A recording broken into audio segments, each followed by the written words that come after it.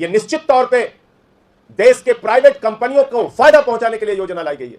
नोटबंदी लागू करके देश की अर्थव्यवस्था को बर्बाद करने वाली मोदी सरकार, जीएसटी का कानून लागू करके व्यापारियों को बर्बाद करने वाली मोदी सरकार, इस देश में काले किसानों के कानून लागू करके किसानों को बर्बाद करने वाली मोदी सरकार, महंगाई आसमान पर पहुंचाकर माताओं बहनों के चूल्हे को बर्बाद करने वाली मोदी सरकार के अंदर अग्निपथ योजना लाकर भ्रष्ट पथ पर निकल पड़ी है। यह मैं कहना चाहता हूं, सेना को नरेंद्र मोदी जी अपनी प्राइवेट एजेंसी बनाना चाहते हैं।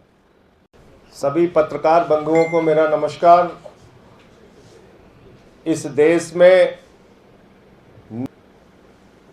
देश के अंदर जीएसटी का कानून लागू करके व्यापारियों को बर्बाद करने वाली मोदी सरकार, नोटबंदी लागू करके देश की अर्थव्यवस्था को बर्बाद करने वाली मोदी सरकार, इस देश में काले किसानों के कानून लागू करके किसानों को बर्बाद करने वाली मोदी सरकार, इस देश में महंगाई आसमान पर पहुंचाकर माताओं बहनों के चूल्हे को बर्बाद करने वाली मोदी सरकार, इस देश के अंदर अग्निपथ योजना लाकर भ्रष्ट पथ पर निकल पड़ी है। यह मैं कहना चाहता हूं, सेना को नरेंद्र मोदी जी अपनी प्राइवेट एजेंसी बनाना चाहते हैं। भारत की सेना भारत का गौरव है।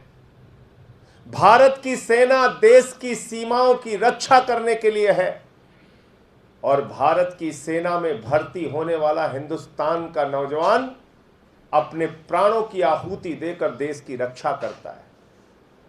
आज नरेंद्र मोदी जी ने यह अग्निपथ योजना जो लाई है, यह निश्चित तौर पे देश के प्राइवेट कंपनियों को फायदा पहुंचाने के लिए योजना लाई गई है।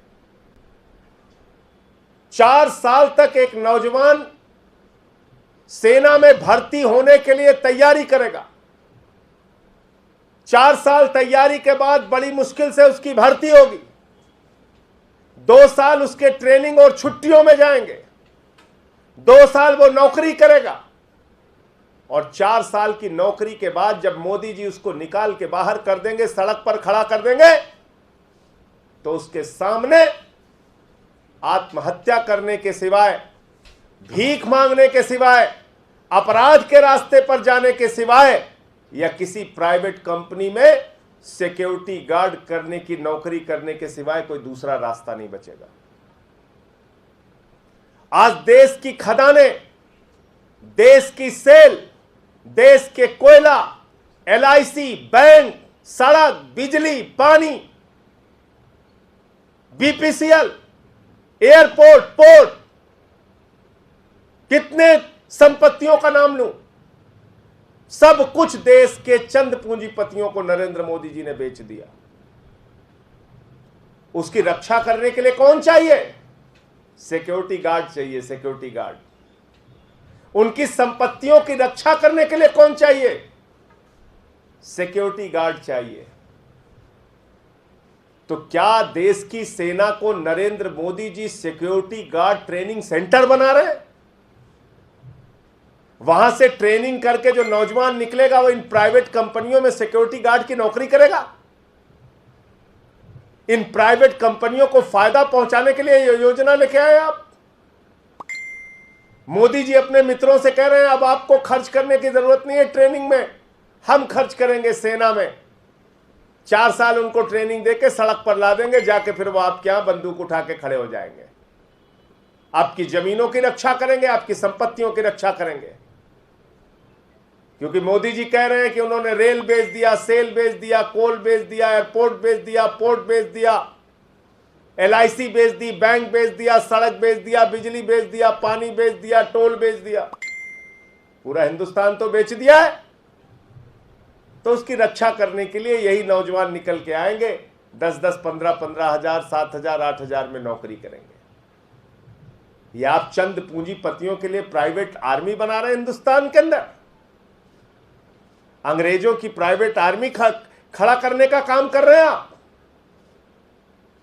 ये देश की सेना का अपमान है, देश के नौजवानों का अपमान है। कभी आप कहते हैं 2 करोड़ नौकरी देंगे, कभी आप कहते हैं पकौड़ा बेच के नौकरी कर लो, कभी आप कहते हैं गोबर बेच के पैसा कमाओ।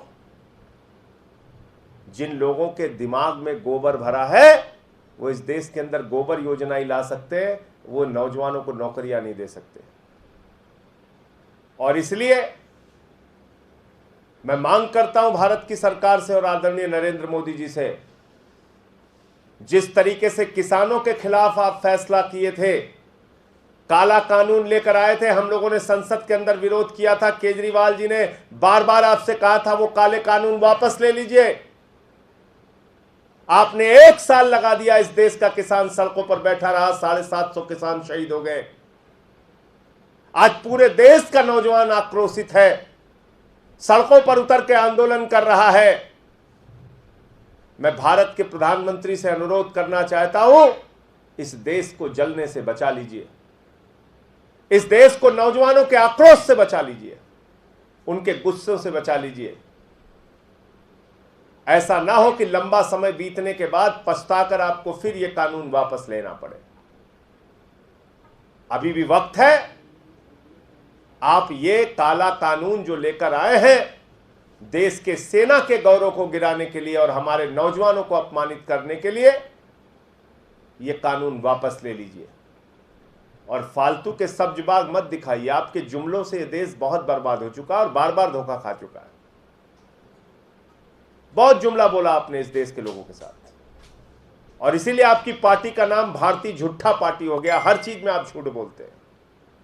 आपने कहा नोटबंदी से देश की तकदीर बदल जाएगी, काला धन खत्म हो जाएगा, आतंकवाद खत्म हो जाएगा। आपने कहा जीएसटी से हम देश को दूसरी आजादी दे रहे हैं, झूठ निकला। आपने कोरोना में थाली ताली बजवा के देश की जनता को बेवकूफ बनाया, मूर्ख बनाया। आपने नौजवानों को 2 करोड़ नौकरी देने का वादा किया, फिर कहने लगे पकौड़ा बेच लो, फिर कहने लगे कटोरा लेके घूमो, फिर अभी यूपी के चुनाव के पहले कहने लगे मोदी जी के दिमाग में एक बहुत बड़ा आइडिया आया है, गोबर बेच के पैसा कमाओ, गोबर बेच के। 4 महीने से गोबर का कंडा लेके नौजवान घूम रहे हैं, कोई गोबर खरीद ले, हमारा गोबर खरीदो। तो इसलिए अरविंद केजरीवाल जी, दिल्ली के मुख्यमंत्री ने भी आपसे अपील की है, पूरी की पूरी आम आदमी पार्टी आपसे अपील कर रही है, इस देश को जलने से बचाइए, इस देश को नौजवानों के गुस्से से बचाइए। इस देश के नौजवानों के साथ, जो 20 करोड़ नौजवानों के साथ आपने विश्वासघात किया है, इस विश्वासघात से इस देश के नौजवानों को बचाइए और यह फैसला तुरंत तत्काल वापस लीजिए। 17 साल की नौकरी की गारंटी अगर एक नौजवान को मिलती है, वो इस देश के लिए मरने मिटने के लिए, शहादत देने के लिए, देश की सीमा को सुरक्षित करने के लिए अपने प्राणों की आहुति तक दे देता है। इसलिए कि जब वो इस दुनिया में नहीं रहेगा, देश को बचाते हुए शहीद हो जाएगा, तो उसके परिवार की सुरक्षा की जिम्मेदारी सरकार लेगी। आपने इस योजना में न पेंशन, न भविष्य की कोई तनख्वाह, न कोई नौकरी की योजना। 25% लोगों को आप कह रहे हैं कंटिन्यू करेंगे। वो बेचारे नौजवान तो इसी बात में लग जाएंगे कि कैसे हम अपने अधिकारियों को खुश रखें कि 25% की श्रेणी में आ जाए। वो देश के सुरक्षा की भावना उनके मन में जो रहती है, वो भावना दूर रख के वो पहली कोशिश तो इस बात की करेंगे कि 4 साल की नौकरी में हम अपने सीनियर अधिकारियों को, वरिष्ठ अधिकारियों को किन किन तरीकों से खुश रखें जिससे कि वो हमें कंटिन्यू कर दे, हम 25% की श्रेणी में आ जाएं। इसी में पूरी ऊर्जा उनकी चली जाएगी। तो इसलिए ऐसा कोई काम मत कीजिए। और दुनिया के तमाम देशों में सुरक्षा के लिए प्राइवेट आर्मी भी हायर की जाती है। कहीं ऐसा ना हो कि आप अपने मित्रों के लिए, अपने पूंजीपति मित्रों के लिए इस देश में प्राइवेट आर्मी तैयार करके और फिर सरकार इसी काम में लग जाए कि प्राइवेट आर्मी हायर करके अपना काम चलाए। ऐसी हालत में इस देश को मत पहुंचाइए, भारत की सेना के गौरव को मत गिराइए। मैं फिर यही बात कहना चाहता हूँ। कल उत्तर प्रदेश के सभी जिलों में इस अग्निपथ योजना के खिलाफ आम आदमी पार्टी अपना विरोध प्रदर्शन करेगी और सरकार को ज्ञापन देगी। जी पूरे देश से आगजनी की खबरें आ रही है, लगातार ट्रेनें जलाई जा रही है बिहार में, और कल ही मोदी सरकार ने इसमें पहला संशोधन भी कर दिया है, 2 साल और बढ़ा दी इसमें आयु सीमा। क्या कहना चाहिए? ये 2 साल की आयु सीमा कितने दिन के लिए बढ़ाई है? सिर्फ 1 साल के लिए। 2 साल कोरोना के समय में भर्ती नहीं हुई, इस साल खाली उन्होंने एक बार के लिए छूट दे दी 2 साल के लिए। उनकी मांग क्या है? उनकी मांग यह है कि 17 साल की नौकरी की गारंटी, 17 साल वो नौकरी करते थे देश की सेना में जाके, ये गारंटी वो चाहते हैं। एक बार आपने राहत दे दी, 4 साल की नौकरी चाहता कौन सा नौजवान 4 साल की नौकरी चाहता है? आप भारतीय जनता पार्टी के मुख्यमंत्रियों को कहिए अपने बेटे को भेजें 4 साल सेना में। देश के प्रधानमंत्री को कहिए अपने परिवार के बेटों को भेजें। भाजपा के सांसदों और विधायकों को कहिए, इनके केंद्रीय मंत्रियों को और राज्य के मंत्रियों को कहिए कि वो अपने बेटों को, अपने परिवार वालों को भेजें 4 साल की नौकरी करने के लिए। आपने कैसा मजाक बना रखा है? 4 साल की नौकरी करेंगे नौजवान, उसके बाद सड़क पे कटोरा लेके भीख मांगे? तो संशोधन वो चाहते हैं नौकरी की शर्तों में कि 17 वर्ष की जो उनकी नौकरी का जो कार्यकाल था वो कार्यकाल बहाल किया जाए। वो 1 साल के लिए सिर्फ आयु सीमा में संशोधन नहीं चाहते हैं। वो चाहते हैं जैसे आर्मी की भर्ती पहले होती थी, वहां एक सुरक्षित मानसिकता से आदमी जाता था, 17 साल की नौकरी करता था, उसके बाद अगर उसका प्रमोशन होता था और आगे कंटिन्यू करता था, उसकी नौकरी की एक सुरक्षा थी उसके साथ। आपने उसको खत्म कर दिया। इसमें पेंशन की कोई गारंटी नहीं, इसमें परिवार की कोई गारंटी नहीं, इसमें किसी प्रकार की कोई गारंटी नहीं। तो इसलिए आप मुझे बताइए, हाई स्कूल इंटर पास करके एक बच्चा 4 साल तैयारी करेगा, पहले 4 साल की तैयारी करने के बाद वो नौजवान सेना में भर्ती होगा, फिर 4 साल की नौकरी के बाद वो बाहर निकाल दिया जाएगा। वो किस काबिल बचेगा? किस काबिल बचेगा? क्या कर लेगा वो? तो ये संशोधन तो एक मजाक है।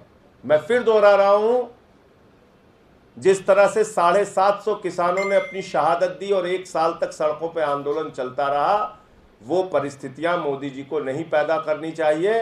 अभी समय है, समय रहते जाग जाइए, नहीं तो फिर 1 साल के बाद आप कहेंगे हमारी तपस्या में कोई कमी रह गई। ये ड्रामों से देश नहीं चलेगा।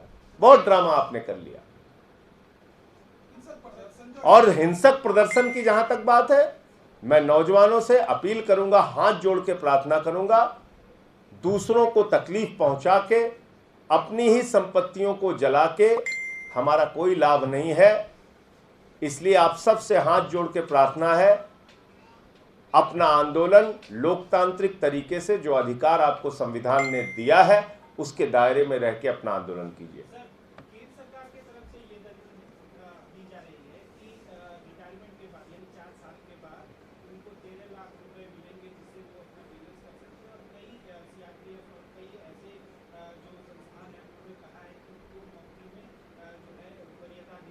तो वही बात तो मेरी तो सच हो गई ना।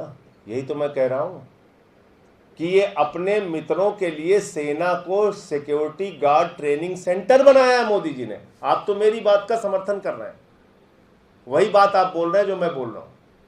यही तो कह रही है सरकार कि प्राइवेट कंपनियों ने आपको लेने का भरोसा दिलाया है। मुझे जरा बताइए, इंटर पास करके कौन सी नौकरी मिलती है? हाई स्कूल पास करके कौन सी नौकरी मिलती है? अपनी जमीन पे सिक्योरिटी गार्ड का काम, अपनी फैक्ट्री के बाहर सिक्योरिटी गार्ड का काम, रेलवे ले लिया सिक्योरिटी गार्ड का काम, एयरपोर्ट ले लिया सिक्योरिटी गार्ड का काम, पोर्ट ले लिया सिक्योरिटी गार्ड का काम। उठाओ जिंदगी भर बंदूक झोला, उनके परिवार को घुमाओ। यही तो मैं कह रहा हूं आपसे, वही सरकार कह रही है। हाई स्कूल इंटर पास करके कौन सी बड़ी नौकरी मिल जाएगी किस प्राइवेट कंपनी में? मुझे बताइए आप। अच्छा, बहुत बड़ी डिग्री भी नहीं ले सकता आदमी भाई? एमबीए करने में, पोस्ट ग्रेजुएट करने में 25-26 साल लग जाते हैं, तब तक तो उसकी सेना में जाने की उम्र खत्म हो गई। तो जाएगा किस डिग्री के साथ? हाई स्कूल पास करके, इंटर पास करके जाएगा। इंटर पास करके 4 साल सिक्योरिटी गार्ड की नौकरी करके, और उसके बाद जब वो आएगा बाहर निकल के, प्राइवेट कंपनी वालों के पास दर दर भटकेगा, तो कहने लगेंगे ठीक है सिक्योरिटी गार्ड की नौकरी कर लो, वरना आत्महत्या कर लो, वरना कटोरा लेके भीख मांगो। और आप मुझे एक चीज बताइए कि जितने आर्मी के रिटायर्ड लोग हुए हैं अब तक, छोड़ दीजिए अभी की बात, अब तक जितने आर्मी के रिटायर्ड हैं उनको किन प्राइवेट कंपनियों में कहां कहां कितने बड़े बड़े पदों पे, अधिकारी के पद पे या कहां कहां रखा गया, बता दीजिए। इसी का आंकड़ा सरकार दे दे, कितने % लोगों को रखा गया आज तक। उसमें भी तो 17 साल की नौकरी मिलती है अभी भी। तो जब निकल के आते हैं उन्हें क्या करना पड़ता है?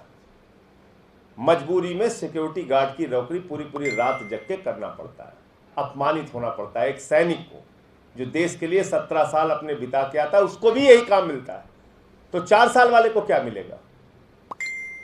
यही मिलेगा। और 13 लाख की बात आपने कही, उस 4 वर्ष में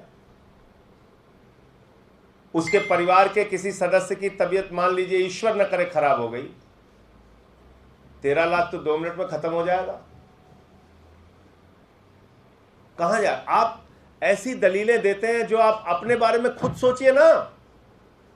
भारतीय जनता पार्टी के विधायक, सांसद, मंत्री, केंद्रीय मंत्री, मुख्यमंत्री, प्रधानमंत्री जो हैं, अपने परिवार के बच्चों को इसी योजना के तहत नौकरी देके दिखाएं भाई, आपको समझ में आ जाएगा।